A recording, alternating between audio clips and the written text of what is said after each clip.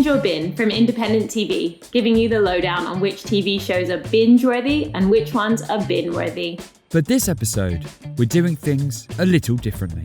Did you know that TVs can be the most power-hungry devices in our homes? In this special episode, in association with E.ON Next, we're reducing our screen time and expanding our minds by sharing with you the books we think you should be reading in a bid to explore mindful, energy-saving habits.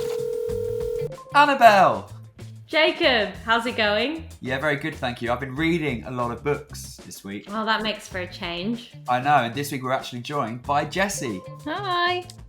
Hi, Jessie. Hi, Annabel. So, as our resident bookworm, Jessie is going to be giving us some recommendations based on books that we love. That's right, Annabel. I think reading is good for the soul. And sometimes, it's nice to just take a break from screens anyway. So, what have you both been reading?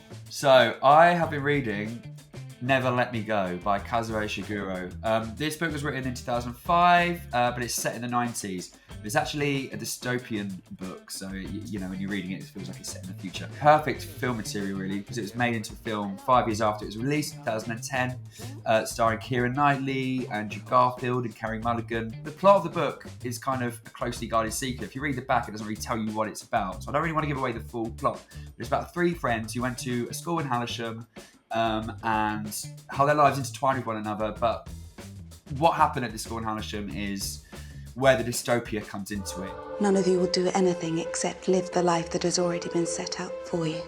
And sometime around your third donation, your short life will be complete.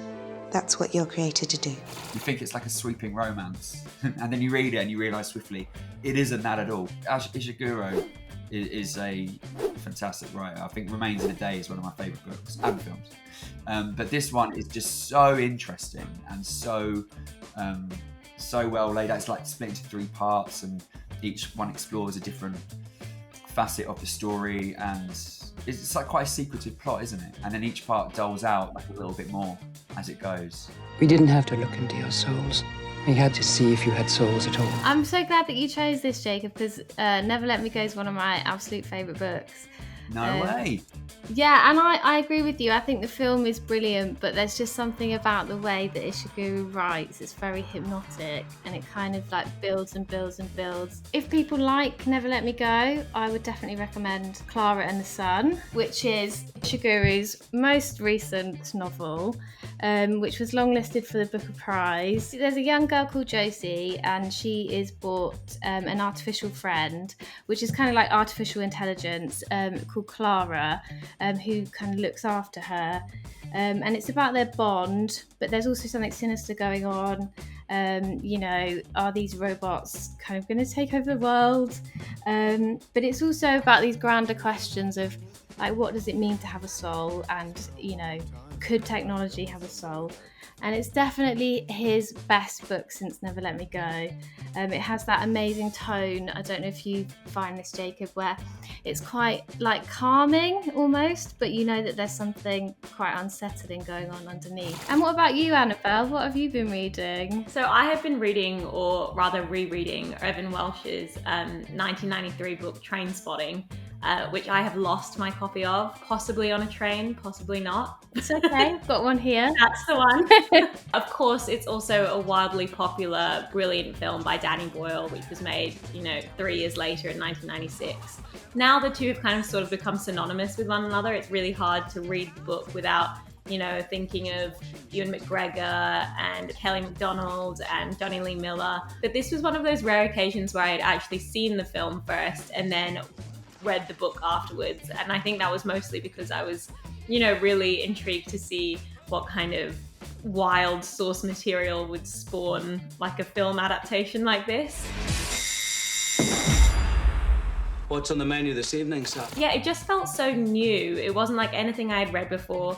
I didn't grow up in the UK, and I think this was my sort of, very British book that I had read that wasn't like a period piece. So this was kind of like a baptism of fire like that. It was the first time I had read something that also sounded like that. It's that kind of mix of English, and you've also got the dialogue in Scots as well, and that definitely took some getting used to, and it's a lot harder to kind of grapple with if you're not used to it reading it than, you know, hearing it on screen. But when you do get the hang of it took me a few chapters, but it starts to become, you know, second nature, and it just builds into the story so well. It's so immersive, and I mean, it's just another way of getting your readers like really into that time and place, which was late 80s Edinburgh. This is also dealing with pretty bleak material, namely like drug addiction. And I mean, there's tough themes, but I think what's so special about the book and what translated so well in the film adaptation is, you know, that dark humor, and also Danny Boyle like not being afraid to kind of take those creative risks and put to screen some of the, you know, the moments in the book that other directors might have been like, oh, that's too much. Choose your future. Choose life. Have you got any recommendations for me based on that? Yeah, so the first one I would recommend based on that is called Don't Look Back in Anger, The Rise and Fall of Cool Britannia. And it's basically an oral history of that cultural moment in the 90s when Trainspotting the novel and the film came out. So it's got lots of the main players of the time. You've got New Labour figures, you've got artists, writers, journalists, and it really recreates that era that Trainspotting was set in. But also Irvine Welsh is one of the voices in the book. So he gives his view on things that happened in the 90s, but he also gives an insight into the making of Trainspotting, the film. So he talks about how low budget it was and how they were begging, like Damon Albarn, Jarvis Cocker, lots of different people to contribute music to the soundtrack, which obviously went on to become so iconic. So the book is just very evocative of that whole era, and if you love the book, I think you'd really enjoy it. It really creates the spirit of that time, this, like you say, this thrilling new voice, this novel. And then the next one I would recommend is Milkman by Anna Burns. As you were saying, Annabel, so much of Trainspotting is about tuning into Irvine Welsh's writing and the voice, and the way that his characters speak. So it's set in Northern Ireland at the height of the Troubles. It's about a young 18-year-old woman who has this sinister older married man in her life, people call the Milkman. But the reason I've chosen it is that Anna Burns' writing in lots of ways reminds me of Irvine Welsh. It's not quite dialect, but it's a voice that you really have to tune into, quite unique, almost like a stream of consciousness. So we're following the character's psychology. I think in terms of a really unique voice, an exciting style that takes you to really unexpected places, a bit like in Trainspotting, I think readers would also really like Milkman. Thanks so much for watching Binge or Bin. We hope you enjoyed our book special in association with E.ON Next. Yeah, that's lots and lots of great book recommendations to keep you going until we see you again next time. Like and comment below, and subscribe for more from Independent TV.